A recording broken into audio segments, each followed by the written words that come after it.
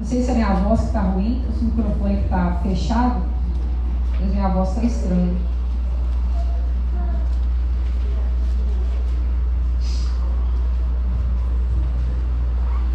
Mateus capítulo 28. Ai, não é minha voz não. Ó, que benção. Tá melhorando. Os meninos são fera. Mateus capítulo 28, deixa eu ver. Mateus capítulo 28. Não, isso aqui. Mateus capítulo 28, versículo 19 e 20.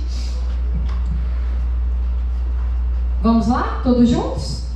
Portanto, vão e façam discípulos de todas as nações, batizando-os em nome do Pai, do Filho e do Espírito Santo, e ensinando-os a obedecer tudo o que eu lhes ordenei. E eu estarei sempre com vocês até o final dos tempos. Vamos ler juntos?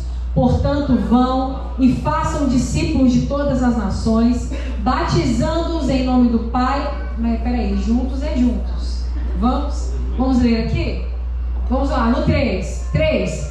Portanto, vão e façam discípulos de todas as nações, batizando-os em nome do Pai, do Filho e do Espírito Santo. 20. Ensinando-os a obedecer a tudo que eu ordenei a vocês. E eu estarei sempre com vocês até o fim dos tempos. Amém? Diga assim: e eu estarei com vocês até o final dos tempos. Eu quero te perguntar, qual é a igreja que tem Jesus o tempo todo? Aí você vai falar, por quê? Tem igreja que não tem Jesus o tempo todo? E eu vou te dizer que sim. Nós vivemos num tempo de muitas igrejas, mas de pouca manifestação do poder de Deus.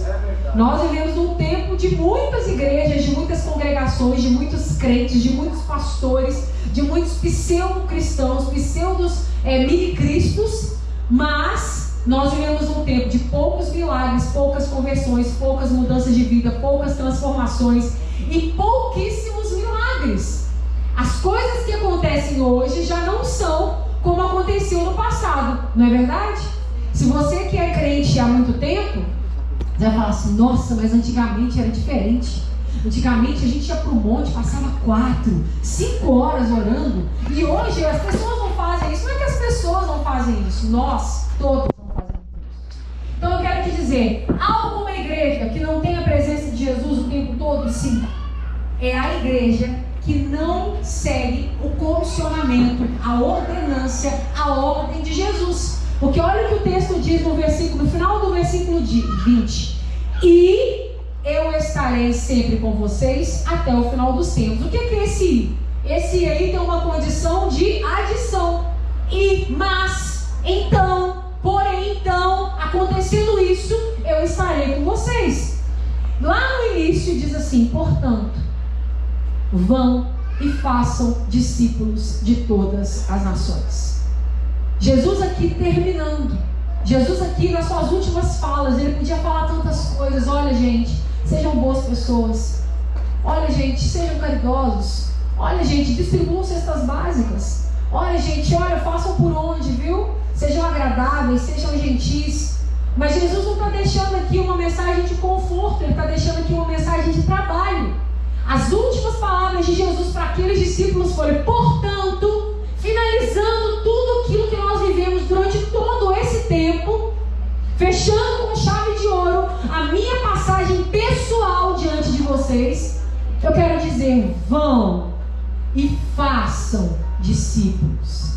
Aqui tem duas ações, o verbo ir e o verbo fazer. Todo verbo é uma ação. Verbo é uma palavra que é ação. Então aqui tem o verbo ir, vão, e o verbo fazer, façam. Jesus aqui te dá duas ações para que você viva. Vá e faça. Vá e faça.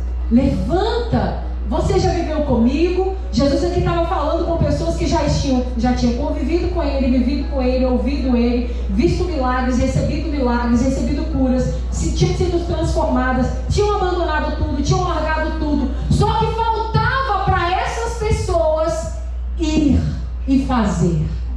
E talvez por isso o livro de Atos aconteceu. Talvez por isso o Atos dos Apóstolos houve uma formação dos apóstolos ali, porque eles entenderam que eles precisavam ir e fazer discípulos. Jesus não falou: olha, agora vocês vão continuar aí, abram suas igrejinhas, façam suas campanhas, campanha do amor, campanha da rosa ungida, campanha da pedra roliça, campanha de não sei o que, campanha... Não. Jesus falou assim: agora vocês vão trabalhar. E trabalhar é ir e fazer discípulos. Aí, qual que tipo de discípulo? De todas as nações, de todo jeito, de todo canto.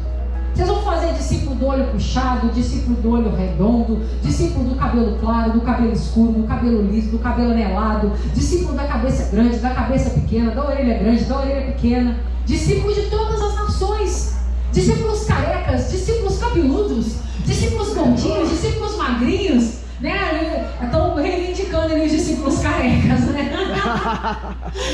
Mas Jesus disse: olha, vocês vão levantar e vocês vão começar a trabalhar fazendo discípulos. Fazendo discípulos. Esse verbo fazer implica muita coisa. E é aqui que eu quero começar a falar com vocês.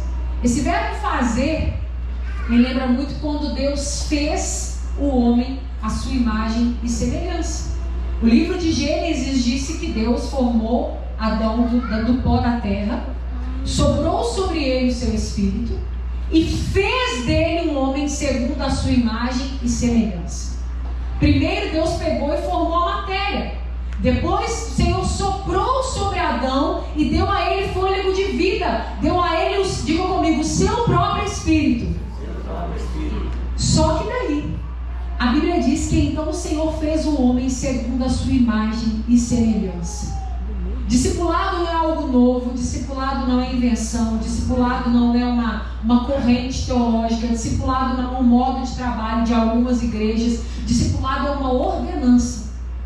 E não importa se você está nessa igreja há 1 ano, há 6 meses, há 3 meses, há 10 anos, há 20 anos, todos nós temos o mesmo chamado: fazer o homem à imagem e semelhança de Deus. Se você está anotando, o discipulado existe para fazer você se tornar ou voltar a ser a imagem e a semelhança de Deus. Você foi formado por Ele, você foi gerado por Ele, você foi trazido da terra. A terra significa nada, algo que é pisado. Nós éramos pisados, nós éramos menosprezados, nós não tínhamos valor, mas o Senhor com sua mão nos formou e nos fez homens segundo a sua imagem e semelhança, dotados, cheios do seu Espírito. Amém? Amém. Então o discipulado existe para fazer você imagem e semelhança do Senhor.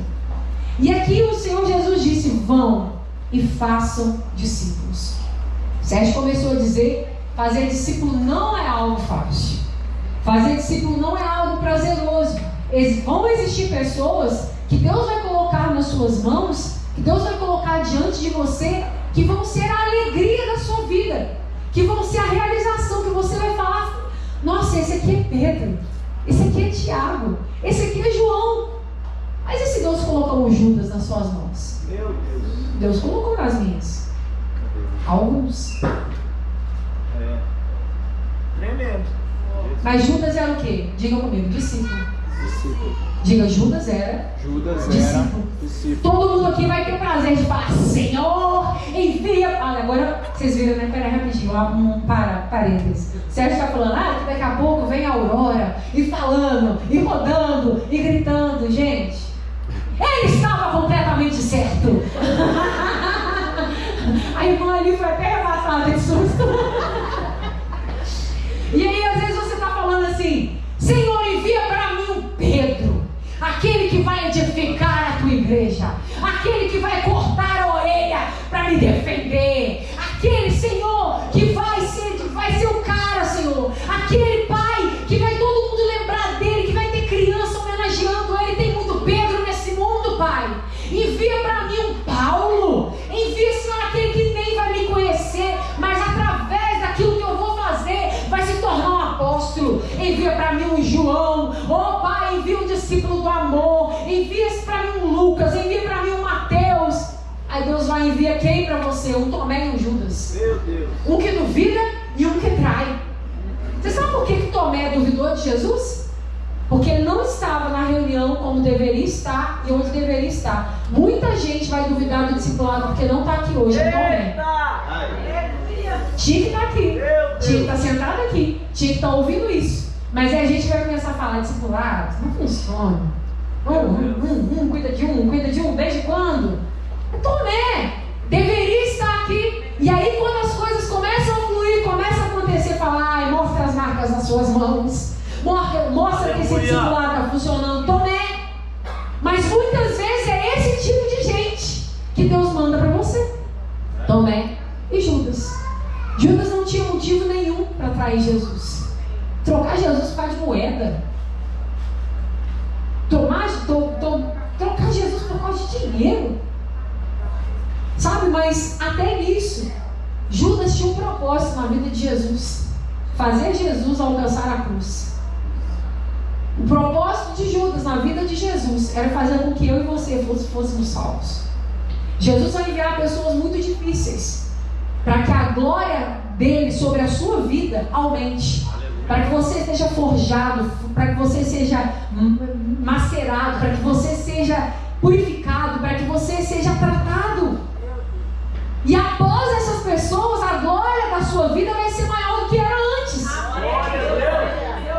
Então tem muita gente que fica desanimada quando fala assim: mas o pastor começou a pedir para eu cuidar de gente. Gente, deixa eu falar uma coisa para vocês: crente tem que gostar de gente. Senão você tinha que ser veterinário, você não tinha que ser crente.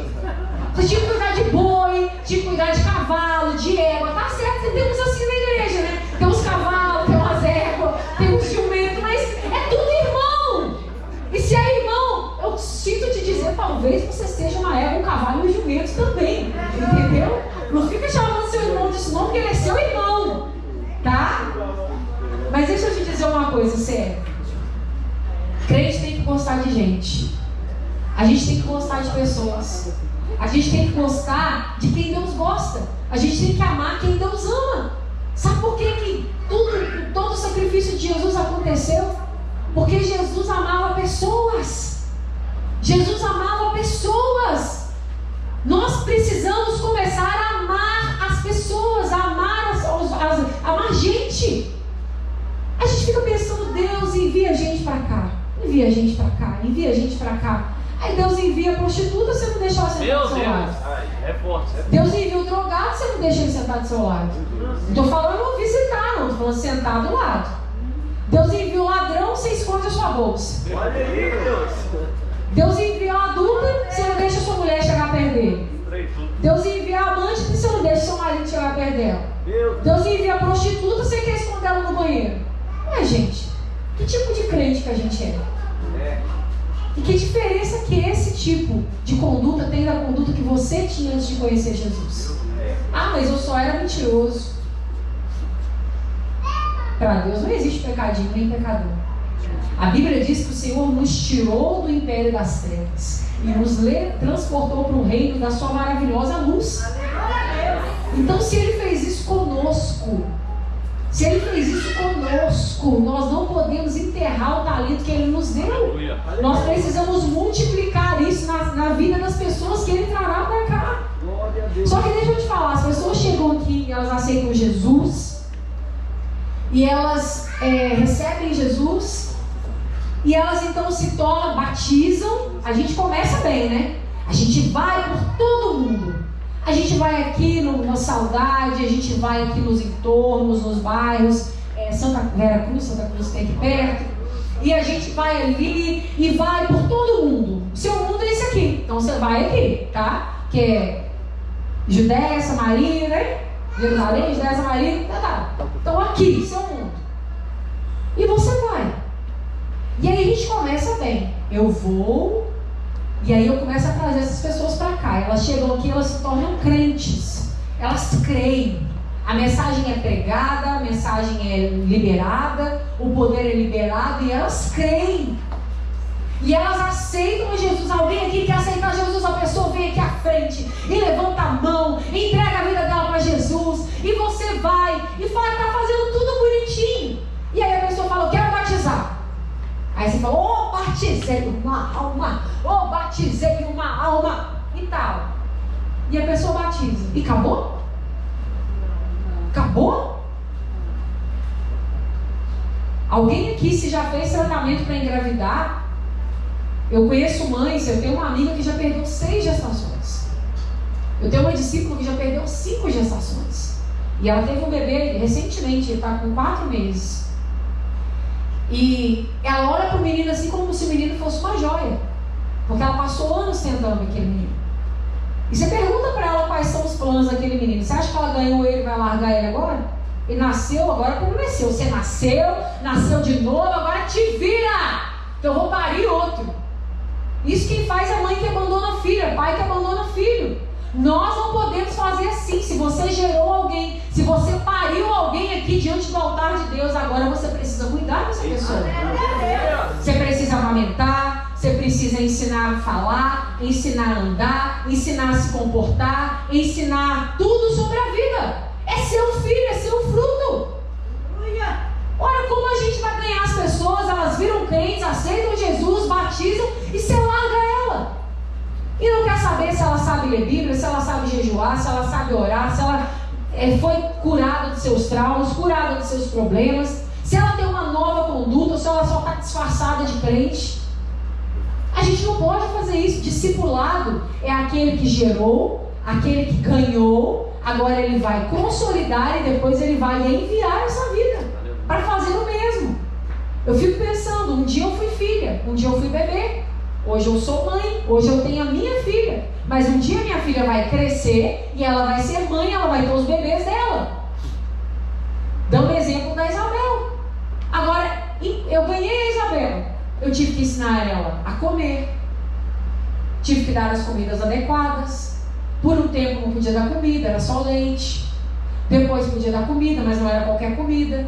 Depois começaram as comidas, aí vocês sabem, aí começa uma coisa, começa outra, tira a fralda, né, e luta ali para tirar aquela fralda, e depois tira a criança do berço, põe a criança na cama, depois você começa a ensinar a criança a falar corretamente, depois você começa a ensinar a criança a ter segurança para andar, e aí a criança anda, depois ela corre, depois você ensina, não põe o dedo na tomada, ela vai e põe, não põe o dedo na tomada, ela vai e põe, não põe o dedo na tomada. Menino, calça o chinelo, e você vai instruindo, e você, se pode, paga boas escolas, se não pode, arruma a melhor escola que você pode. Para quê? Para aquela criança crescer com qualidade. O reino de Deus não é diferente. O reino de Deus não é diferente. Nós ganhamos pessoas, mas a igreja está errando, e errando muito, quando deixa essas pessoas soltas na igreja, cada um por si, Deus para todos. Meu Deus. Isso não é uma frase bíblica, isso é uma frase demoníaca. Não é cada um por si. Sou eu por ele por ele, ele por ele, ele por ele, ele por ele, ele por ele, ele por ele. E assim nós devemos proceder. Eu estou dizendo isso para vocês porque às vezes não entrou na sua mente a importância que você tem no discipulado. Diga, eu sou peça fundamental na engrenagem do discipulado. E agora eu quero levar vocês para um texto lá em Êxodo, no livro de Êxodo. Porque discipulado foi na época de Jesus. Meu irmão, você está faltando ler Bíblia. Êxodo capítulo 18.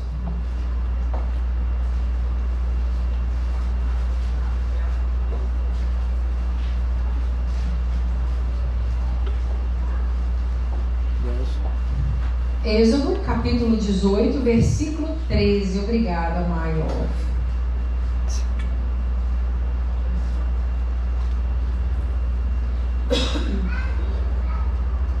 Diz assim, no dia seguinte, Moisés assentou-se para julgar as questões do povo, e este permaneceu de pé diante dele, desde a manhã até o cair da tarde.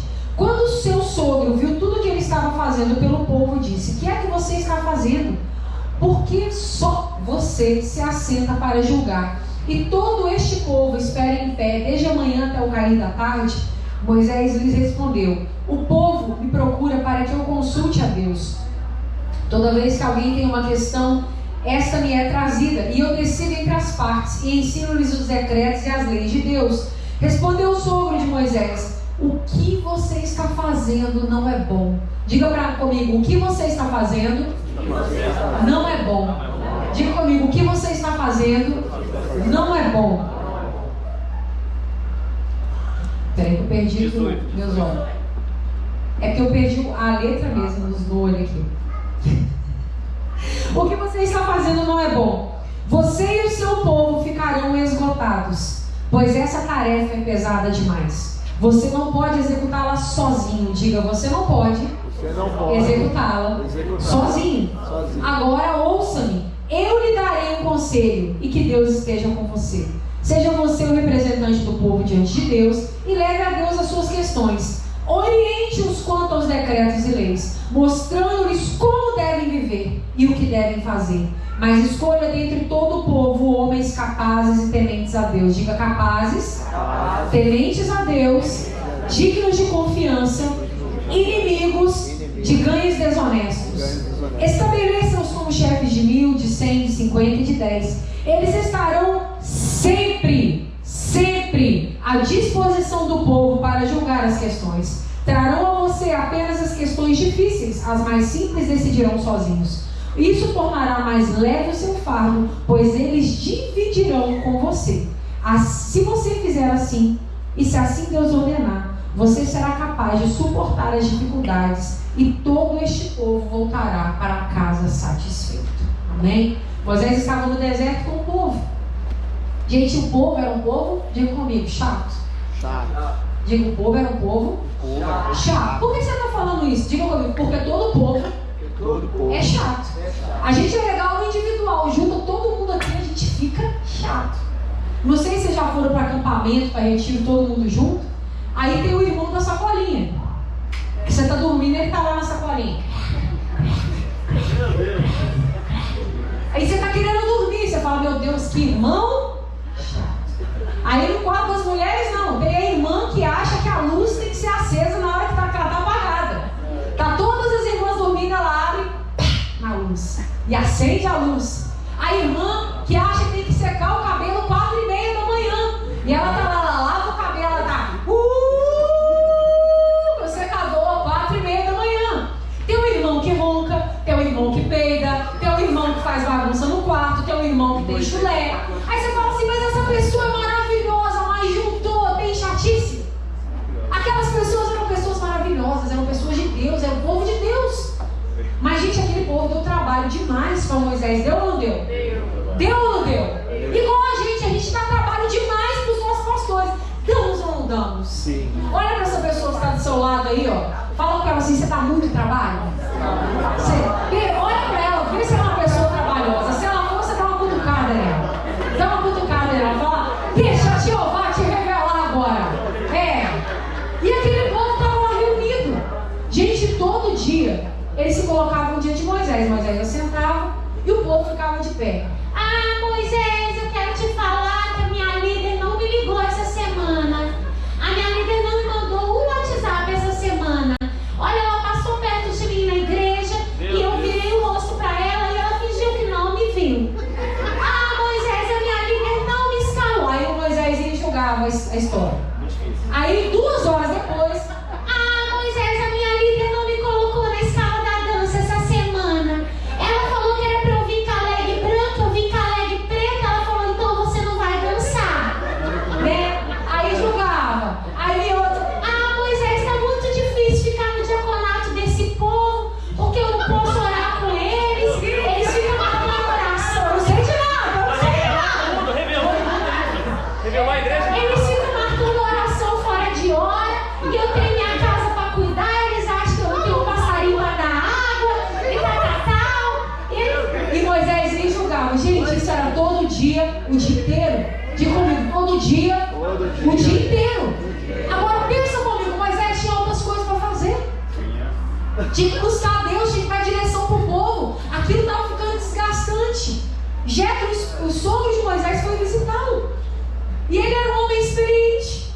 E ele viu aquilo e falou, olha, gente, presta atenção. Moisés estava o dia inteiro no sol quente, julgando um povo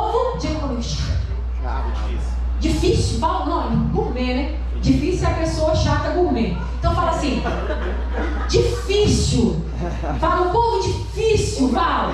Difícil, um povo complicado, né? Moisés estava ali com aquele povo gourmet, aquele povo difícil, complicado. E ele estava fazendo algo que precisava ser feito, não precisava? Sim. O povo não tinha as questões, o povo não tinha o problema? Tinha muito problema, tinha muita questão. Só que daí chega o sogro dele e fala assim: o que você está fazendo não é bom. Meu Deus. Olha, o sogro dele não disse que o que ele estava fazendo não era certo. Falou que o que ele estava fazendo não era bom. Se fosse eu e você, mas que é isso? Meu sogro veio lá das Cuncuia para poder aqui, ó, mandar na minha vida. Que isso, meu sogro? Não. Aqui na minha liderança tu não manda, não. Aqui na minha igreja, aqui na minha célula, aqui no meu discipulado não vai mandar, não. Eu estou fazendo, eu estou julgando. Não é assim que a gente reagiria? Moisés calou e ouviu. Porque ele era Moisés. Não à toa ele era Moisés. Moisés calou, ouviu. E o sogro dele disse assim: olha, eu vou te dar um conselho. E se você me ouvir, Deus vai ser contigo. Ele era bobo de falar alguma coisa? Não. Ele ficou quieto e ouviu. O sogro dele falou assim: meu filho, começa a observar no meio desse povo todo aí. Quem tem capacidades? Agora eu quero dizer para vocês as habilidades de um discípulo e de um discipulador. Diga comigo, versículo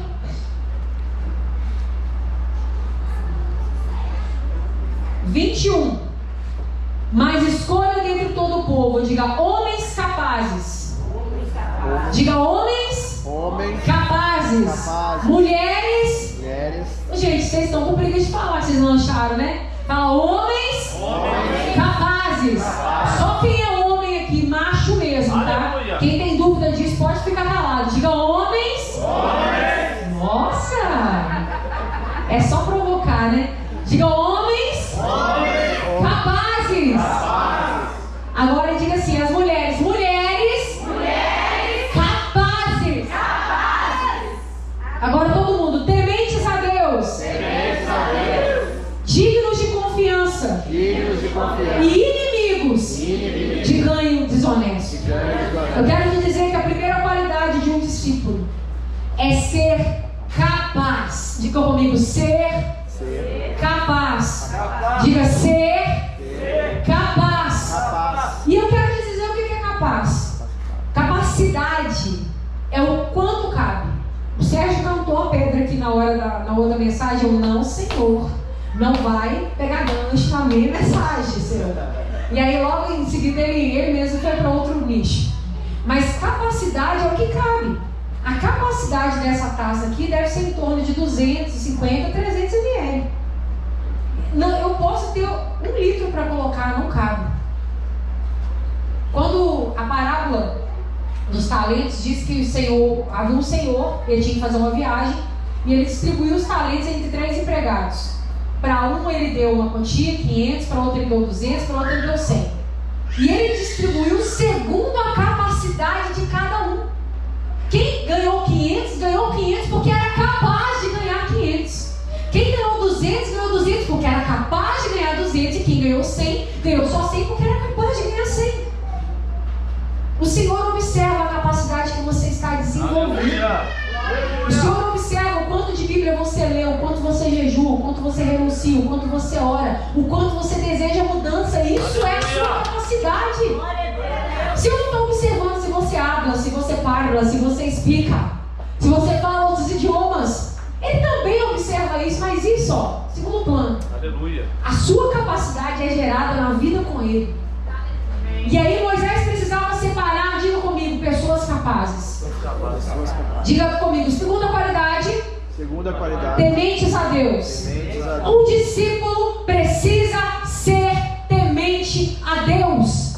Não é ser crente meia boca. Você tem que temer a Deus. Temer a Deus é falar a verdade. Temer a Deus é viver a verdade. Temer a Deus é pregar a verdade. Temer a Deus é expor a verdade. Temer a Deus é viver segundo a palavra de Deus. Aleluia. Temer a Deus é ser uma pessoa que tem medo de pisar nesse altar se não tiver com a vida correta. Meu Deus. Que tem medo de pôr a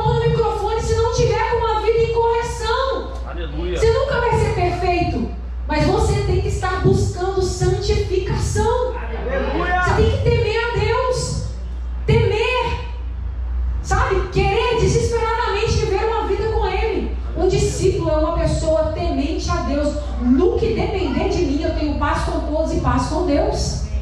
Eu tenho paz com todos e paz com Deus. É uma pessoa que tem paz para viver com o Senhor. Terceira qualidade de um discípulo. Diga comigo, digno de confiança. Diga digno. Digno. Merecedor de confiança. Você é uma pessoa digna de confiança? Você é uma pessoa que Deus pode contar? Você é uma pessoa que os irmãos, essa igreja pode contar? Deixa eu te falar uma coisa. Tem muita gente hoje comprometida. E muito comprometido, e altamente comprometido. Mas comprometimento não é digno, não é dignidade. Tem muita gente comprometida hoje com a dança. Não falta um ensaio. Não falta uma escala. Muita gente comprometida com o louvor. Ensaia, toca.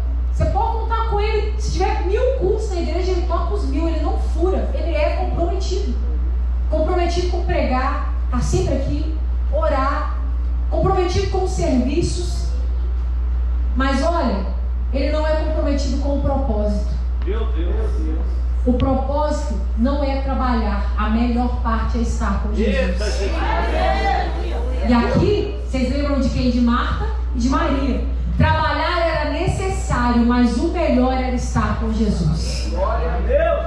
Quando você é digno de confiança, você não é comprometido com coisas, você é comprometido com o propósito.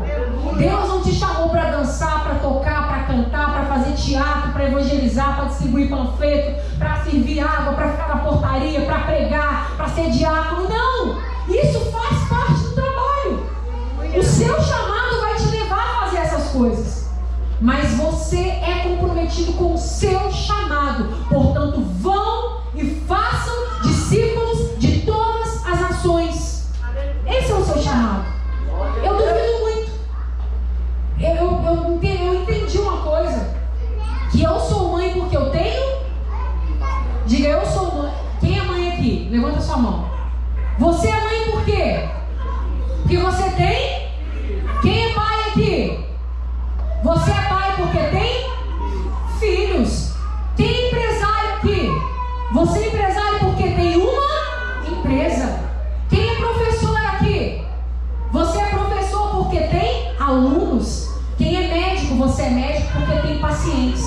Quem é pastor? É pastor porque tem ovelhas. Quem é discípulo? É discípulo porque faz discípulo. Não existe discípulo que não gera discípulo. Não existe discípulo que não é filho de discípulo. Não existe pastor que não tem ovelha. Não existe ministro que não ministra. Você é porque você gera. Meu Deus. Você é porque você vai e porque você faz discípulos. E aqui, dignos de confiança, vamos voltar lá. E inimigos do ganho desonesto. Ou seja, um discípulo é contra qualquer tipo de fraude. Mas fraude na igreja? Sim. Sim. Tem crente fraude. Tem casamento fraude. Tem ministério fraude. Tem crença fraude. Tem comportamento fraude. Tem princípios fraudes. Tem ministérios fraudes. E o discípulo é contra isso tudo. Esses dias no carnaval eu fui pregar. Estava no retiro da minha igreja, mas fui pregar num outro retiro. E a palavra que Deus deu foi sobre Jeremias. Jeremias foi levantado para pregar contra a igreja. O discípulo é aquele que prega para o mundo e prega para a igreja. Ele é contra qualquer tipo de fraude. Ele é contra qualquer tipo de negligência, qualquer tipo de erro. E Jetro disse, olha, levante essas pessoas para te ajudar. E separe eles de acordo com a capacidade, chefes de 1000, chefes de 100, de acordo com o que cabe na vida deles, de acordo com o que eles vão dar conta, porque Deus não coloca sobre você fardo maior do que você possa suportar. Quanto mais forte você for, mais forte será o seu fardo. Isso aí você pode ter certeza, né? Como diz a palavra de Deus, diz que a quem muito é dado, muito será cobrado. E aí a Bíblia diz assim, olha, e eles estarão sempre à disposição do povo. E aqui eu quero dizer para você, um discípulo está sempre à disposição. recebe? Não. Discípulo é aquele que recebe e por isso dá. Aleluia. Discípulo é igual um cano, a água passa por ele. A água vem e a água vai. A água vem e a água vai. Fiquem vocês três de pé, deixa eu fazer uma... Vamos lá, pode ficar aqui mesmo. Aqui em pé mesmo. Esqueci o nome. Moisés, olha que Moisés, né? Olha aqui o Moisés. Moisés é um discípulo, mas ele não consegue ser um discípulo isolado. Ele tem alguém que o discipula e ele discipula alguém. Não existe Moisés discípulo sozinho. Não existe Moisés sem o discipulador. Não existe Moisés sem o discípulo. Moisés só é discípulo porque ele tem alguém que o lidere, porque ele tem alguém que lidera. Porque ele tem alguém para ouvir, porque ele tem alguém para falar. Porque ele tem alguém para deitar no ombro, porque tem alguém para deitar no ombro dele. Porque tem alguém que o corrige, porque ele tem alguém para o corrigir. Não existe uma pessoa isolada como discípulo e não existe um discípulo que só recebe ou que só dá. Isso é erro. Erro gravíssimo. Pode sentar, obrigado. Vocês estão entendendo? Não existe. Discípulo é aquele que recebe, discípulo é aquele que dá, discípulo é aquele que recebe, discípulo é aquele que flui. Você precisa fluir nisso. Gente, e olha, Moisés fez isso. E aí Moisés começou a estabelecer um novo padrão de liderança no meio daquele povo. A Bíblia diz que ele fez, que ele separou, e que o povo começou a se organizar, e diga comigo, as coisas começaram a fluir. E Deus começou ali a levantar os discípulos, que geravam discípulos, que resolviam problemas. Só que deixa eu te dizer uma coisa, discipulado, o pastor Sérgio disse aqui, não é fácil, não é romântico. É você lidar com gente nos melhores momentos e principalmente, na maioria das vezes, nos piores. Porque quando o discípulo ganhou uma mega sena, ele não vai te ligar não, mas quando ele está todo endividado, ele vai lá na porta da sua casa pedir oração. Aleluia. Ele vai, ele te liga, ele te acha onde você estiver. Se ele está comendo picanha na casa dele, ele não, às vezes ele não vai nem lembrar de você. Ah, mas deixa faltar alguma coisa, ele vai te ligar na hora. Ele te acha onde seu celular não pega, entendeu? Ele te rastreia em qualquer lugar. E aí o povo começou a se organizar, mas o capítulo 19 diz assim: no dia em que se completaram, capítulo 19, versículo 1, 3 meses que os israelitas haviam saído do Egito, chegaram ao deserto de Sinai. Gente, 90 dias depois do vucu-vucu, né, com o faraó, e o mar abrindo, e o povo passando, e os cavalos sendo engolidos, e aquela coisa, e vai, não vai, vai, não vai, vai, não vai, o mar fechou, o faraó foi engolido, e aquela coisa toda, 90 dias depois. É muito ou pouco? Diga, é pouco. É pouco. O povo acampou diante do Monte Sinai. E aí, Moisés subiu o monte para encontrar com Deus. A Bíblia diz. Moisés falou assim, ó, já que vocês estão acampados, agora eu estou tendo tempo para buscar Deus, porque eu tenho líderes que cuidam de líderes. Porque eu tenho líderes agora que dividem a carga comigo, porque eu aceitei o conselho e eu agora estou obedecendo. Agora não está pesado, agora não está exaustivo, agora não está impossível. Agora eu tenho tempo para subir o monte para buscar a Deus. Moisés deixou aqueles líderes lá e subiu para buscar a Deus. E aí o Senhor disse para ele assim, fale com o povo. Versículo 4. Vocês viram o que fiz ao Egito e como os transportei sobre asas de águia e os trouxe para junto de mim. Agora, se me obedecerem fielmente e guardarem a minha aliança, vocês serão o meu tesouro pessoal dentre todas as nações. Embora toda a terra seja minha, vocês serão para mim um reino de sacerdotes e uma nação santa.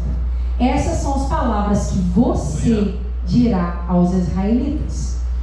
Aí, volta lá no início do versículo 4. Vocês viram o que fiz ao Egito. Versículo 5. Agora, se me obedecerem fielmente e guardarem a minha aliança.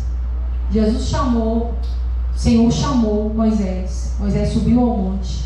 Deus disse a Moisés, olha o que eu estou te dizendo aqui agora. Volta e fala com aquele povo para ser obediente. Volta e fala com aquele povo para guardar a minha aliança. Volta e fala para aqueles discípulos, para aquelas organizações, para aqueles núcleos, para aquelas células, para aqueles discipulados serem fiéis, guardarem os meus mandamentos e manterem a aliança que tem comigo. E aí a Bíblia diz que Moisés desceu, voltou, convocou as autoridades do povo e lhe expôs tudo que o Senhor havia mandado falar. E o povo, a Bíblia diz no versículo 8, o povo todo respondeu unânime. Imagina, mais de 2 milhões de pessoas respondendo unânime, todo mundo falou: não se preocupa, Moisés, não esquenta sua cabeça, senhor, fica tranquilo, fica sossegado, pode amarrar seu burro na sombra, não tenha preocupação, Moisés. A Bíblia diz que todo o povo disse unânime. Parece uma redundância, mas não é um reforço. Todo o povo disse unânime. Se é unânime é todo, se é todo é unânime. Mas a Bíblia reforçou e todo o povo disse unânime: faremos tudo que o Senhor ordenou. Não se preocupe, Moisés, nós é discípulo, nós é crente, nós é ponta firme, Moisés. Com nós não tem erro, Moisés, não se preocupe. Cara, pode ficar tranquilo, pastorzão, conta comigo. Eu vou ser discípulo, eu vou ser discipulador, eu vou dar conta. Não se preocupe, tudo que o Senhor falar nós vamos fazer. Tudo que o Senhor falar vai acontecer nessa igreja. Esse é o ano do extraordinário, esse é o ano de que Deus vai fazer ultrapassar as fronteiras. Esse é o ano do templo novo, esse é o ano das vitórias. Não é assim que a gente fala? Pastor André, fica tranquilo, pastor, tranquilo, conta comigo, vou fazer tudo que o Senhor falar, vou fazer tudo que Deus falar. Mas aí Moisés levou ao Senhor a resposta do povo. E aí lá no versículo 14, Moisés foi, Deus falou com ele. Versículo 14, tendo Moisés descido do monte, consagrou o povo. Deus falou: você vai descer agora e vai consagrar esse povo. E o povo não somente fazia promessas, mas o povo também se consagrava.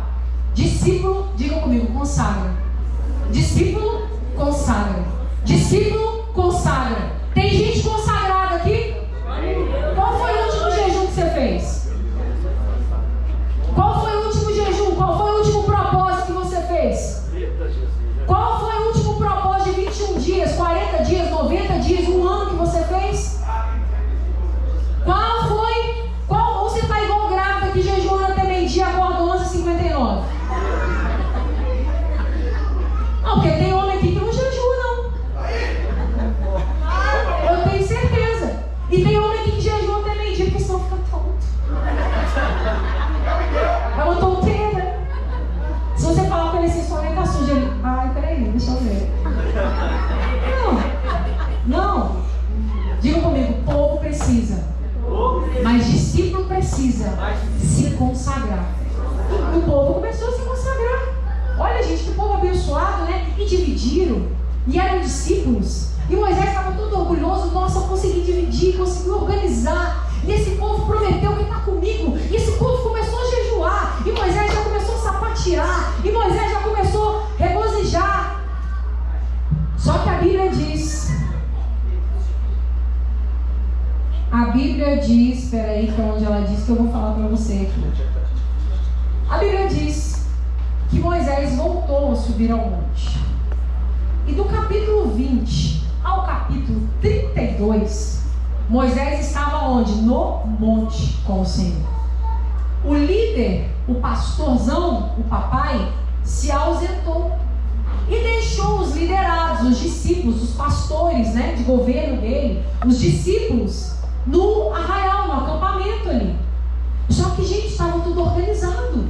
Eles estavam divididos, os líderes estavam resolvendo problemas, os líderes estavam julgando questões, os líderes tinham prometido para ele que iam guardar a palavra, que iam ser ponta firme, que não iam desamparar. Os líderes estavam até consagrando, jejuando. Moisés subiu o quê? Tranquilo. E do capítulo 20 ao 32, Moisés ficou, ao 31, Moisés ficou no monte com o Senhor. Aleluia. E ali o Senhor Deus estava falando com ele. E ali o Senhor Deus estava ensinando Moisés coisas que ele precisaria fazer quando descesse de novo para o acampamento. Só que vamos lá no versículo 32 para você ver o que é discipulado. Meu Deus. Tem um subtítulo aí no seu capítulo 32? Qual que é o subtítulo? Povo existe Deus de ouro. Diga. Diga comigo, de ouro. Diga, ô bezerro. Vocês estão com preguiça de falar hoje, gente? Fala, ô bezerro de ouro. O pastor está lá no monte falando com Deus e Deus falando com ele. E Deus falando sobre os 10 mandamentos, sobre a aliança, sobre vestimenta, sobre uso, sobre costume, sobre higiene, sobre tudo. Porque Deus precisava organizar aquele povo. Havia apenas 3 meses que eles estavam no deserto. Só que aquela quantidade de gente precisava de leis sanitárias. Porque senão a epidemia ia pegar e ia matar todo mundo. Por que eles separavam os doentes? É porque a gente não tem que ficar perto de doente. Não, gente. Não tinha vacina, não tinha remédio, não tinha hospital, não tinha SAMU, não tinha nada. Era a gente. E o poder de Deus. Os doentes eram deixados, separados, do acampamento, do povo, para que ali houvesse uma lei sanitária. Para que aquelas pessoas fossem ali impossibilitadas de serem contaminadas. Tudo isso Deus estava falando com Moisés. Deus estava organizando as coisas. Moisés não estava no monte à toa, não. Só que o coração dele tinha subido tranquilo. Porque ele tinha deixado homens capazes, tementes a Deus, dignos de confiança. Pessoas que eram contra todo tipo de fraude. Homens de Deus ele tinha deixado. Que tinham dito para ele que não iam ir contra a palavra de Deus, que tinham se consagrado. Moisés subiu. E aí no capítulo 32 a Bíblia diz assim: o povo, ao ver que Moisés demorava a descer do monte, juntou-se ao redor de Arão. Quem que era Arão? Quem era Arão? Quem era Arão? O pastor, o segundo pastor. O irmão de Moisés, o braço direito de Moisés. Aquele que disse: conta comigo, Moisés, que quando tu for viajar para pregar nas tuas campanhas, eu fico aqui. Eu tomo conta dessa igreja, eu ajudo. Conta comigo. Arão ficou. Só que o povo achou, porque daí já tinha 4 meses e meio que eles estavam no deserto. 90 dias mais 40 dias, daí 4 meses e meio. Eles acharam que Moisés estava demorando demais. E aí não tinha notícia de Moisés, eles não podiam subir, porque tinha um limite ali. E eles falaram juntar em torno do pastorzão que ficou no lugar de Moisés. O discípulo número 1. Aquele que devia ser exemplo, aquele que devia ser referencial. E aqui eu quero dizer para os pastores dessa igreja: você que precisa ser exemplo e referencial. Porque senão você vai se tornar um Arão, fazendo bezerro de ouro. E aí o povo juntou em volta de Arão. Moisés já está demorando. Olha que absurdo, tem uma vontade de bater nesse povo. Venha, manda Arão, venha e faça para nós deuses que nos conduzam. Pois a esse Moisés, chamando Moisés de esse, a esse Moisés, homem que nos tirou do Egito, não sabemos o que aconteceu. Arão, então você que está aqui agora, por favor, Arão, faz alguma coisa para a gente adorar, para nos tirar daqui. Porque aquele tal de Moisés lá, a gente nem sabe o que aconteceu com ele. Como não sabia? O homem não tinha subido o monte para buscar a Deus, não tinha deixado o delegado. Era para Arão ter falado: vocês estão loucos? Vocês perderam o temor de Deus? Era para Arão ter falado: gente, abre os olhos de vocês. Sobre mim não vai cair isso. Sobre esse lugar nós não vamos fazer isso. Nós prometemos, nós consagramos, nós somos escolhidos. Como nós vamos fazer uma coisa dessa? Arão conhecia a Deus, conhecia o poder de Deus, conhecia as intervenções divinas. Como que um pastor faz isso? Mas a Bíblia diz que no versículo 2: respondeu-lhes Arão: tirem os brincos de ouro das suas mulheres, dos seus filhos, das suas filhas, e tragam para mim. Todos tiraram seus brincos de ouro e os levaram a Arão. Olha que absurdo, eles os recebeu e os fundiu. Ele, Arão, pegou, recebeu. Ele, Arão, fundiu, transformando tudo num ídolo que modelou com uma ferramenta própria. Tudo era de Arão: o recebimento, a fundição, a modelagem e a ferramenta que criou o ídolo para aquele povo. Qual ferramenta você tem usado para criar um ídolo dentro dessa igreja? Meu Deus! O que você tem feito para negligenciar o Moisés dessa igreja? A voz de liderança, a voz profética, a voz de discipulado. Sabe por quê? Eu não vou te iludir, não. Vai ter líder que vai falar que discipulado é uma furada. Arão criando bezerro de ouro. Meu Deus! Vai ter líder aqui que vai falar: era melhor quando era campanha, a igreja enchia mais. Enchia mais de quê? De gente vazia. que vai para o inferno porque não está salvo, porque não está limpo, porque não está puro. E a Bíblia diz que para ver o Senhor nós temos que ter mãos limpas e coração puro. Aleluia. Então vai ter sim. Vai ter gente que vai fazer bezerro de ouro, eu não quero te iludir. Mas que você não seja um desses. Você tem que ser um discípulo que se levanta como voz de brado. Aqui não. Aqui nós vamos adorar a Deus. Aqui nós vamos fazer o que é correto. Nós não vamos fazer o que dá certo. Porque a igreja hoje quer fazer o que dá certo. Mas você está aqui para fazer o que é certo. O que é certo pode não dar certo, mas é certo. Aleluia. O que é certo pode não ter resultados instagramáveis, pode não ter seguidores, pode não dar explosão aí de mídia, mas é certo. Aleluia. E a Bíblia diz: a ferramenta própria, dando-lhes a forma de um bezerro. Gente, Arão pegou e com a ferramenta dele implantou no meio de um povo um ídolo. O povo estava se preparando para viver, o povo estava dividido, o povo assim, dividido, multiplicado no caso, né? Não no sentido de divisão, mas no sentido de organização. O povo havia prometido, mas por um desvaneio, porque discípulo tem umas vaciladas mesmo. Sabe aquele cara que você ora, que você visita, que você toma conta dele, que você faz tudo? Vai ter um dia que ele vai vacilar. Mas ao invés de você entrar no vacilo dele e fazer parte disso, você vai falar: você está louco? Deixa eu contar para vocês, na nossa liderança tinha um casal e um rapaz que tinha muito problema com droga. Muito problema com droga. E ele usava, ele comprava, ele não pagava. E a esposa dele é uma mulher batalhadora, uma mulher querida, uma mulher muito trabalhadora, com filhos. Já tinha vivido uma crise no casamento, já tinha perdoado, já tinha superado. Mas essa crise das drogas estava muito forte. E aí esse rapaz saiu e foi usar droga e não pagou. E fugiu da boca. Usou droga no final de semana inteira, fugiu da boca. Os caras foram lá na porta da casa dessa mulher. Estava ela e os filhos dentro de casa, ameaçando quebrar tudo lá. Eles iam matar aquele povo. Pela misericórdia de Deus eles não mataram, por causa de dívida do marido. Aí você fala: que situação grave, né? Aí ela chega perto de mim na igreja e fala: pastora, eu vim aqui, me contou a história toda. Eu: nosso Deus, que coisa, né? Que coisa grave, isso é grave demais, isso é sério demais, isso não podia ter acontecido. Ela: eu vim aqui porque eu quero que você me diga, eu vou divorciar, né? Eu olhei para ela, falei assim: não. Falei: olha, você tem motivos, mas essa sentença não vai sair da minha boca. A Bíblia diz que divórcio é dureza de coração. Essa decisão tem que ser sua e não minha. Mas você tem que me dizer o que eu vou fazer. Você tem que me dizer o que eu vou fazer. E eu falei com ela: filha, deixa eu te falar uma coisa. No meu currículo pastoral não vai cair o seu divórcio. Não vai ter lá, aprovou o divórcio da discípula. Não vai dizer lá, aconselhou para divorciar. Não vai ter isso.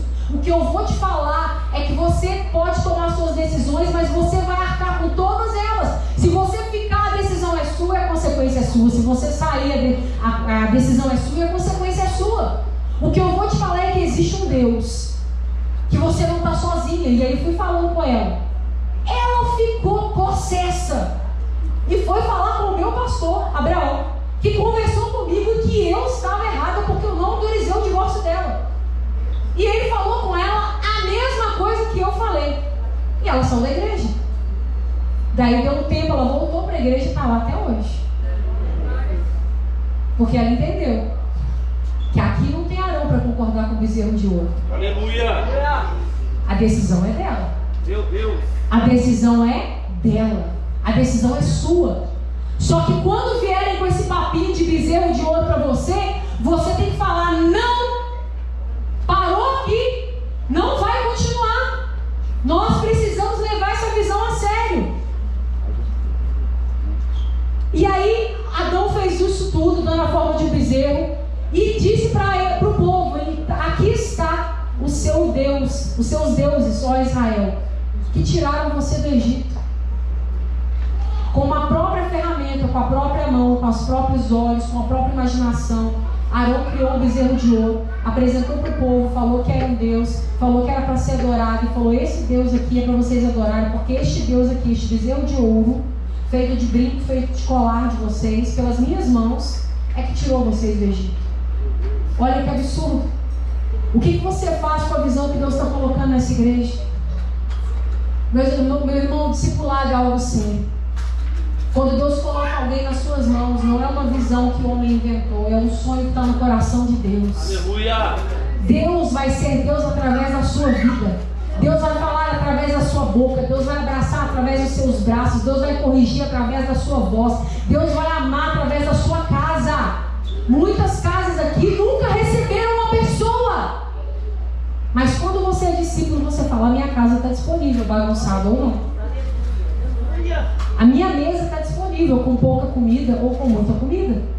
O meu café está disponível para você, o meu colo está disponível para você.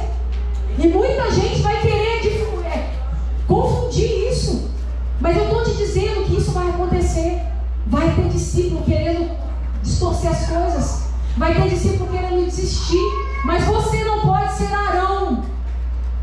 Não pode ser fazer o que Arão fez. Você tem que falar: basta! Basta! Moisés estava 40 dias no monte e o povo se rebelou. Jesus estava 40 dias no deserto e Satanás apareceu para ele. Arão arregou, Jesus expulsou o diabo. Meu Deus!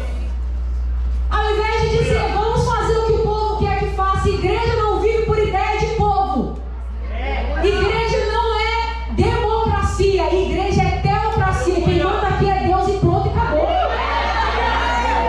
Quem manda aqui não é a sua opinião escreve um livro. Se vender, você ganha dinheiro com ele. Igreja não tem coach, igreja tem homem e mulher que segue a palavra de Deus. O discipulado não é sobre a minha opinião, é sobre a palavra de Deus. Aleluia! Chega alguém para: ai pastor, eu estou com uma dificuldade. Filha, deixa eu te falar, a Bíblia diz isso. Não importa o que eu pense, humanamente falando, eu teria falado com aquela discípula: você tem todos os motivos para separar desse homem. Mas não é isso que a Bíblia diz. Como mulher, como mãe, eu fiquei indignada com as coisas que aquele homem estava fazendo. Mas não interessa o que eu penso. Naquele discipulado, o que precisava acontecer era uma libertação à luz da palavra. Deus vai trazer pessoas difíceis que vão precisar ser libertas à luz da palavra. Deus vai trazer pessoas feridas que vão precisar ser amadas à luz da palavra. A palavra vai ser seu instrumento. A palavra vai ser a sua ferramenta. E a sua ferramenta não é para construir bezerro de ouro, é para fazer discípulos. A mesma ferramenta que faz bezerro de ouro faz discípulos. Um discípulo é lixado, um discípulo é polido, um discípulo, você insiste, você ampara, você ama, você projeta. Eu tenho uma discípula muito amada, a melhor evangelista que eu tenho na minha liderança. A melhor. Ela dá show de evangelismo. Você para na frente dela, você pode aceitar Jesus, você aceita Jesus de novo. Ela é fera.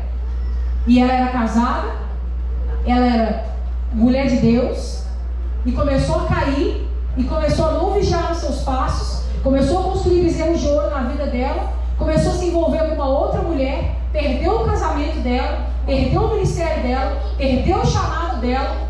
E um dia eu estava lá na minha casa, o Senhor falou: liga para fulana de tal e fala que você quer almoçar com ela.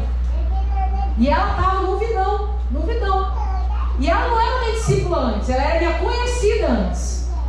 E aí eu liguei para ela e falei: fulana, eu quero almoçar com você, estou morando aqui na casa da minha mãe, que minha casa está em reforma, vem aqui almoçar. O que você quer almoçar? Ah, não sei o que, não, eu vou fazer o que eu quiser então, você vem aqui. Aí ela foi, sentou, a gente almoçou. E 4 anos depois, essa menina hoje está na escola de pastores. Ela é pastora em treinamento, ela é líder de célula. Em 4 anos ela já levou mais de 10 pessoas ao batismo. Ela está firme com Jesus, ela está transformada. Ela já morou na casa do meu pastor, ela morou quase 9 meses na casa do meu pastor. Ela é uma pessoa que deu muito trabalho, ela é uma pessoa que requereu muita cura, muito investimento de tempo. Mas Deus chamou ela para ser uma mulher de Deus. Deus não chamou ela para ser lésbica. Deus não chamou ela para aquela prisão. Deus vai colocar pessoas investir nessas pessoas. Ah, mas está demorando muito, foi o argumento que o povo usou. Moisés estava com Deus, era o tempo de trabalho. O povo não queria esperar o agir de Deus, discípulo não quer esperar o agir de Deus. Às vezes eu fico pensando, né? Casamento é um discipulado. Quem aqui é casado sabe disso, né? Você é a lixa de seu marido é sua lixa. Se não for assim, esse casamento é errado. Se tem uma passação de pano aí, ou se seu marido passa pano para você, se você passa pano para ele, tá errado isso aí. A minha lixa se chama Sérgio. Ele é a minha lixa. Ele é a minha lixa. Entendeu? E eu também sou a lixa dele. Que não fica por menos, né? Às vezes ele vem, porque aí assim, a gente se chama de Zão. Era mozão, mas aí mineiro diminui tudo, né? Eu sou mineiro, ele é gaúcho, mas enfim. Aí, Zão. Se ele me chama de Aurora, o negócio tá estreito. Fala Aurora, aí ele vem Aurora, e você não sei o que, você não sei o que lá, e você, eu falei pra você fazer na hora, e você não fez, eu sabia que você ia esquecer, e tá, isso tudo é verdade que eu tô falando. E você era pra pagar, e o moço veio aqui pra cortar a luz, eu tive que ir lá pagar a conta na hora, que eu esqueci de pagar as contas de casa, esqueci mesmo. Aí, e ele é minha lixa, você não pode ser assim, você não pode fazer isso, você não pode não sei o que, ele é minha lixa. Às vezes quando eu extrapolo, porque lá em casa assim, ele é calmo e eu não sou. O Sérgio, eu tenho 2 temperamentos, né, predominantes. Eu sou colérica e sanguínea. O Sérgio é colérico, mas é fleumático, ele explode. Mas na maioria das vezes ele tá calmo, sereno, tranquilo, entendeu? Ele é a pessoa elegante da casa, eu não, entendeu? Eu não sou, entendeu? Então, tem hora que a gente tá assim se lixando, mas tem hora também que eu pego eles, ó, deixa eu te falar uma coisa, você não pode fazer isso, você não pode fazer aquilo. Um dia que ele perdeu a aliança, gente, eu falei tanto na cabeça dele. Eu falei, você, esse jovenzinho de 22 anos, andando sem aliança, pra lá e pra cá, e você sabe que Satanás não tem sono pra dormir. A gente se lixa. Casamento é isso. Gente, e olha, tem hora que ele me faz tanta raiva, e tem hora que eu faço tanta raiva nele. Discipulador não é para ser amado 24 horas, não. Discipulador é aquele cara que ama tanto que ele corrige. É aquele cara que ama tanto aquela pessoa que ele vai meter o fumo nela. Falou, seu masturbador, seu pornográfico, para de ver isso. Sua fofoqueira, você tem que parar de fazer fofoca. Você não é crente, não? Sai pegando todo mundo, ficando com todo mundo. Isso só um discipulador tem coragem de fazer. Porque quem não é discipulador, quem não te ama vai falar, isso é fase da adolescência, isso é hormônio, fica assim, pô. Te mandando pro inferno. Discipulador é a pessoa que fala a verdade na sua cara. E ela sabe que vai doer. Mas a ferida que ela faz, ela mesma liga.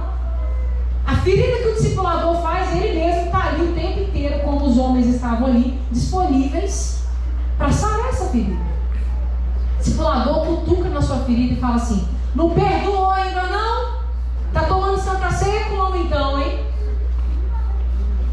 Discipulador é aquele que fala assim, tá roubando de Deus, não tá dizimando não? Tá ingrato, não tá ofertando não?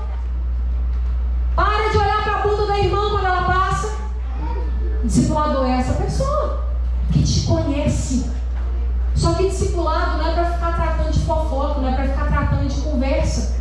Discipulado é para falar de Bíblia. Você vai fazer aquela pessoa um cristão, ou seja, um pequeno Cristo, imagem e semelhança de Deus. Você vai falar aquela pessoa, vamos orar, vamos jejuar, vamos fazer um propósito, vamos para o monte. O Sérgio, lá na igreja, os pastores se discipulam entre nós. E aí o Abraão discipula um pastor, que discipula outro pastor, nós somos em 5, né? 4 abaixo do Abraão, 5 casais, o Abraão mais 4, o Abraão e a Vânia mais 4. Aí o discipulador, não, o Sérgio discipula o pastor Samuel discipula o pastor Marquinhos. Os 3 marcaram de ir para o monte, 6 horas. De noite. De madrugada, isso aí. Era mais de meia-noite. Em junho, no dia 22, foi a madrugada mais fria de Juiz de Fora. E Juiz de Fora, gente, é frio. De fora dá 8 graus fácil, assim, na época de inverno. E aí, eles foram pro monte, bateram o queixo, o Sérgio só parecendo aquelas mulheres muçulmanas, só com os olhinhos de fora, assim, ó, com aquela boca, assim, ó, e com aquela touca ninja, assim, 3 homens no meio do mato, de noite, de touca ninja, você acha que é o quê? Né? Tudo vestido de encapuzado. Foram pro monte. Mas por quê? Um identificou no outro uma necessidade. Nós somos pastores, nós estamos passando luta. Vamos pro monte orar. Vamos fazer jejum. Esses dias nós fomos lá na casa do pastor Samuel. O filho dele está enfrentando um quadro de leucemia, com 17 anos. E a gente estava falando, vamos fazer um propósito entre os pastores de jejum. Propósito juntos de oração. Cada um enfrentando uma guerra, irmão, uma guerra.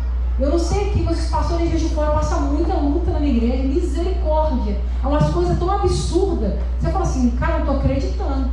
Esses dias eu comecei a passar uma luta, que meu pastor falou assim, filho, como você está se sentindo? Eu falei, pastor, eu não estou acreditando que eu estou vivendo isso. É a única palavra que eu tenho para dizer. Mas o que a gente faz? A gente se reúne, a gente conversa, a gente abre o coração, a gente chora.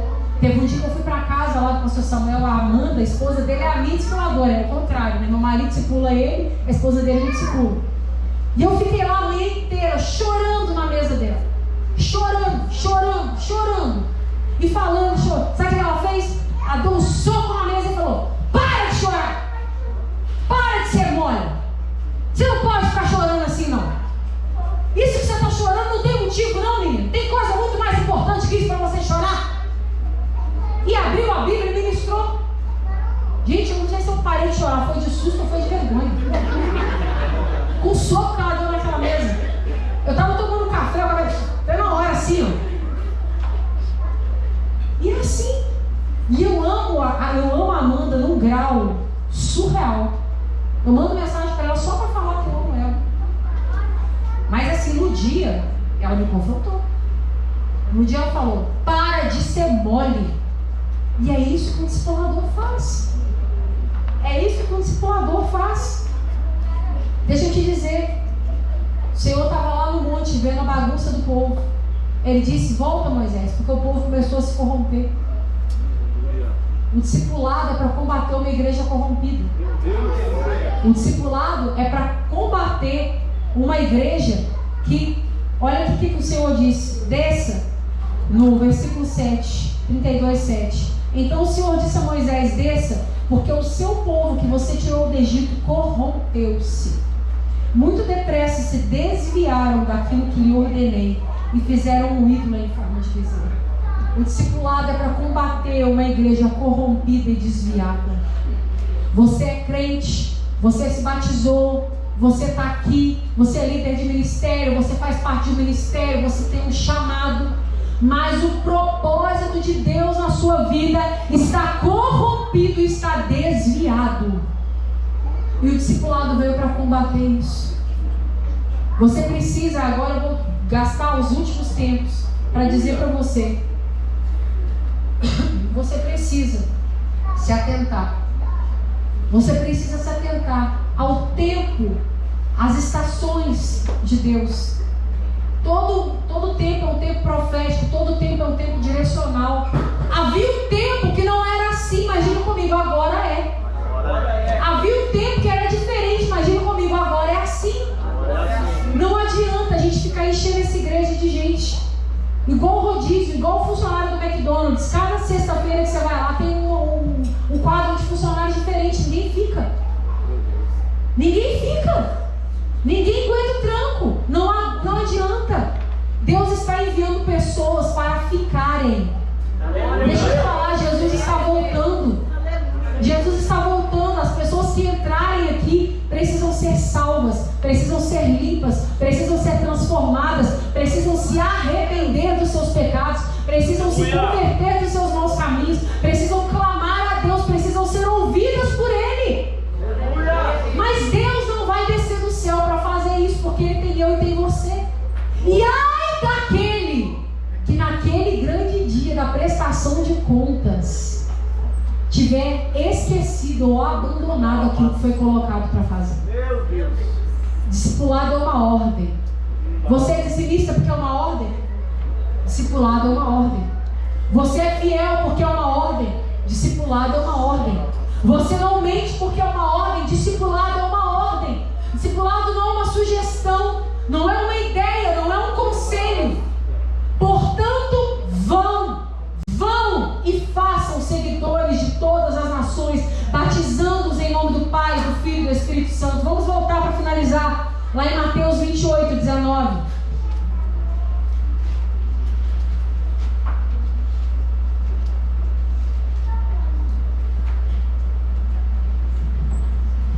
Portanto, vão e façam discípulos de todas as nações, batizando-os em nome do Pai, do Filho e do Espírito Santo. Olha o que você vai fazer com essas pessoas. Diga, ensinando. Diga, ensinando. A guardar. Diga, ensinando. A guardar. A obedecer. Tudo que eu lhes ordenei.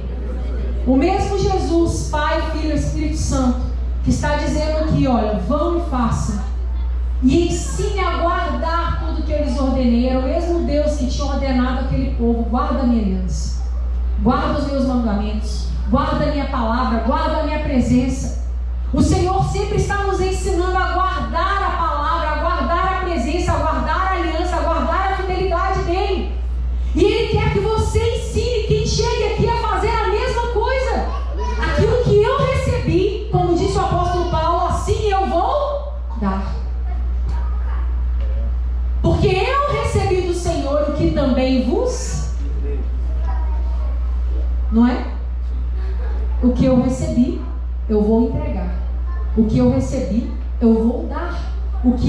A mensagem que eu recebi é a que eu vou dar. Aleluia. E ele diz, e ensinando-os a obedecer tudo o que eu lhes ordenei. Um discípulo é aquele que é ensinado a obedecer a palavra de Deus. O seu discipulado, o seu momento de discipulado, o que você tem que fazer é ensinar. O Moisés vai sentar com o Filipe e vai fazer o quê? Ensinar ele a guardar a palavra de Deus. Ah, mas a minha vida, mas meu coração. Deixa eu te falar uma coisa, meu filho. Deixa eu te ensinar o que a palavra de Deus diz. E ele precisa aprender. Discipulado não é clubinho de crochê, não é para jogar videogame, não é para bater bola. Isso aí é social, isso aí é comunhão, isso aí é coinonia, isso aí é vida normal. Discipulado é olho no olho, mão na mão.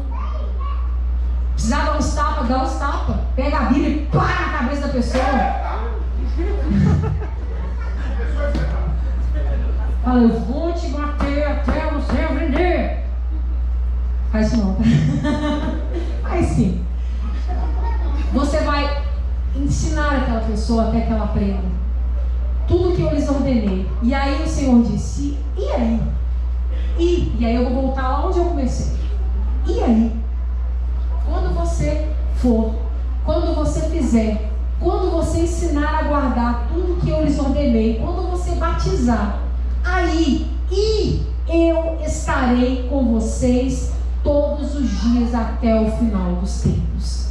Igreja que não tem discipulado não tem presença de Deus. Igreja que não batiza, igreja que não faz discípulos de todas as nações, igreja que não batiza em nome do Pai, do Filho e do Espírito Santo, igreja que não ensina a obedecer tudo que Ele ordena, não tem a presença de Deus todos os dias até o final dos tempos. É uma igreja que oscila. Tem época que ela está ótima, tem época que ela está um pouco. Por quê? É igreja que não é constante na ordenança do Senhor. Eu quero te dizer uma coisa: Deus te chamou para ser um homem e uma mulher constante na presença dEle. Glória a Deus. O Senhor te chamou para ser uma pessoa relevante, para ser uma pessoa que obedece, para ser uma pessoa que investe em pessoas.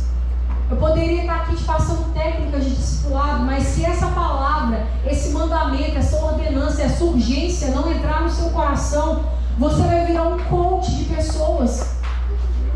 Deixa eu te falar uma coisa, de coach a internet está cheia. Tem gente agora sendo coach de hipnose, coach de ancestrais. Tem mulheres aí que eram mulheres de Deus que agora estão fazendo um curso de ancestralidade. Você vai, descobre quem que é sua avó, sua bisavó, sua trisavó, pega a herança genética e vai combatendo aquilo tudo. Gente, pelo amor de Deus, isso é bagunça, isso é bezerro de ouro. Deus não te chamou para isso. Aleluia. Deus te chamou para ser a pessoa que investe em vidas. Não adianta você ter técnica, você tem que ter o cuidado, você tem que ter o tato, você tem que ter a unção, só tem que arder no seu coração. O coração de Jesus, quando ele começou a desenvolver o ministério, ardeu. E ele chamou pessoas simples. Ele chamou pescadores. Ele chamou médicos. Ele chamou pessoas normais da sociedade, cobradores de impostos. Ele chamou pessoas que eram capazes, intelectualmente, que não eram tão capazes, mas ele chamou homens que pudessem caminhar ao lado dele. Jesus chamou até um traidor para caminhar do lado dele. Jesus chamou até um duvidoso, um incrédulo, que se tornou incrédulo, que se tornou traidor, para caminhar ao lado dele. Jesus chamou a mim, chamou a vocês. Eu quero terminar te dizendo, te perguntando: quem éramos nós? Você se acha hoje uma boa pessoa? Quem aqui Deus fez uma obra maravilhosa na sua vida? Levante a sua mão. Quem aqui você era o cocô do cavalo do bandido e Deus te resgatou e hoje você tem uma obra linda na sua vida? Deixa eu te perguntar agora, por que você não está replicando isso? Eu olho para o Sérgio e falo: Deus me uniu com esse homem. E os frutos dessa união, Isabel e Abraão, todo dia eu falo para ele: amor, vamos fazer mais filho? Nossos filhos são bonitos demais, vamos ter mais uns 2, vamos fazer de 2 em 2, igual a Arca de Noé. Vamos encher eles de fora de filho. E ele fala: você tá doida, mulher? Um dia desse ele cismou que eu ia dar um golpe nele, ele correu de mim. E eu ia mesmo. Por quê, gente? Eu quero replicar o que Deus me deu. Eu olho para a minha promessa e eu quero replicar essa promessa. Eu olho para aquilo que Deus fez, eu quero replicar aquilo que Deus fez. Assim também o discipulado. Deus me salvou, Deus me limpou, Deus me transformou. Agora chegou a minha vez de pagar essa dívida fazendo isso por alguém. Agora chegou a minha vez de encontrar. Imagina se você encontra um Saulo cego, perseguidor da igreja. Imagina se você gera um Paulo. Imagina se você é o discipulador de Paulo. Imagina se Deus está te chamando, Isabel, para gerar um João Batista. Imagina se Deus está te chamando, Maria, para gerar um Jesus. Tudo é possível àquele que obedece a Deus e crê e obedece. Eu quero que você fique sobre os seus pés.